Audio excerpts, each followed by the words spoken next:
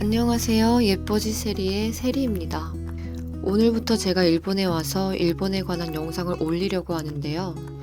오늘 말씀드릴 내용은 왜 일본에서 어학연수를 할까입니다. 저는 어릴 때부터 해외에 나가본 경험 없이 국내에서만 지내기만 했습니다. 일본 어학연수를 선택하기 1년 전에 처음 비행기를 탔었고 그건 역시 제주도였습니다. 국내에서 계속 지내다 보니 해외에 대한 동경이 좀 있었고 어렸을 때 외국에서 유학을 하고 온 친구들을 보면 약간 부럽기도 했습니다.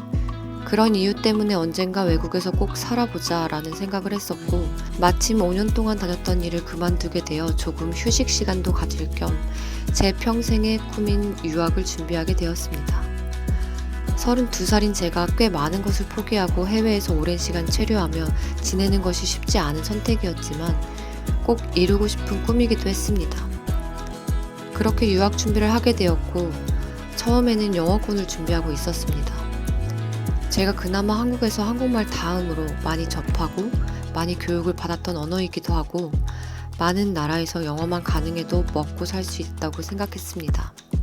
그래서 알아봤던 나라가 몰타였습니다.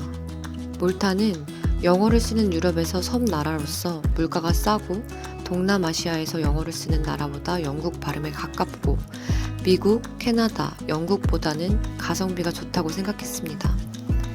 한 번도 외국을 나가본 적이 없는 저로서는 꽤 파격적인 선택이었고 워낙 겁이 많은 저는 시간이 갈수록 겁을 먹기 시작했습니다. 너무 멀리 떨어져 있는 위치, 익숙하지 않은 유럽 대륙, 그렇기에 점점 자신감이 사라지고 유학에 대한 마음이 식을 때쯤이었습니다. 어머니께서 휴대폰을 만지며 외국 브이로그를 보는 저를 보며 세리야, 요즘 엔화가 싸다는데 짧게라도 빠르게 일본을 갔다 와서 영어권 쪽으로 가보면 어떻겠니? 라고 하셨고 알아보는 게 오래 걸리고 마침 겁도 났었는데 일본은 가깝고 유럽보다는 익숙한 나라라고 생각이 들었습니다.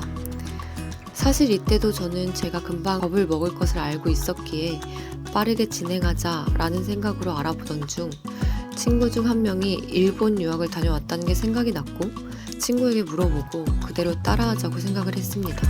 해외를 한 번도 안 나가봤던 저로서는 이보다 좋은 방법이 없다고 생각했습니다. 저는 처음에 워킹 홀리데이를 알아봤습니다. 근데 그건 비자가 나오기까지 6개월이 걸리고 비자 신청이 거부될 수도 있는 리스크가 있었습니다. 근데 친구도 빠르게 갔다 올 거면 워킹 홀리데이보다는 어학원을 가는 것을 추천했습니다. 친구도 어학원을 다녔었고 저도 그대로만 따라 해야겠다고 생각했습니다.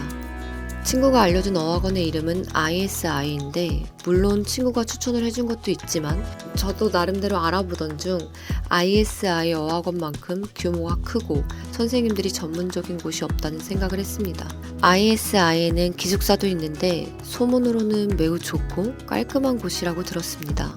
제가 소문으로만 들은 이유는 저는 한 달 전에 결정을 하고 움직인 거라 기숙사는 다른 학생들로 꽉 차 있는 상태였습니다. 기숙사는 최소 3개월 전에는 신청을 하고 배정을 받아야 들어갈 수 있다고 합니다. 그런 이유 때문에 저는 쉐어하우스를 결정할 수밖에 없었는데요. 저는 동유모, 동경 유학생 모임이라는 카페를 통해 쉐어하우스를 수소문하기 시작했습니다. 동유모 카페 메인 페이지에 보면 카톡 아이디와 연락이 가능한 다양한 메신저가 있더라고요. 카카오톡 친구를 맺고 그 채널을 통해 많은 정보를 얻었습니다. 비싼 교통비 때문에 저는 학교와 가까운 숙소에서 지내고 싶어서 도보가 가능한 숙소를 문의했습니다. 신주쿠역과 학교를 걸어 다닐 수 있는 숙소가 제가 예약한 도쿄드림이라는 숙소만 남아있었고 사실 시설은 다른 좋은 곳도 많이 있었지만 32살의 나이에 조금이라도 걷고 많은 것을 보고 느낄 수 있는 방법이 될 수도 있다고 생각을 했습니다. 막상 학교와 숙소를 정하고 보니 걱정과 설렘이 느껴지며 준비를 더욱더 열심히 하게 되었습니다. 다음 영상은 출국하기 전까지 제가 어떻게 준비했는가에 대해 말씀드리겠습니다.